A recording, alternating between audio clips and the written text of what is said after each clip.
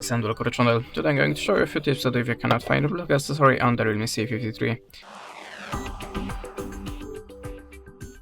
So when I have a problem with my headphones or any other Bluetooth gadget, I'm only starting from the simplest way. Just switch off and switch on again the Bluetooth connection to restart it.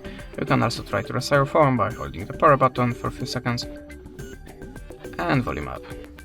Now tap on the restart and look for the device again.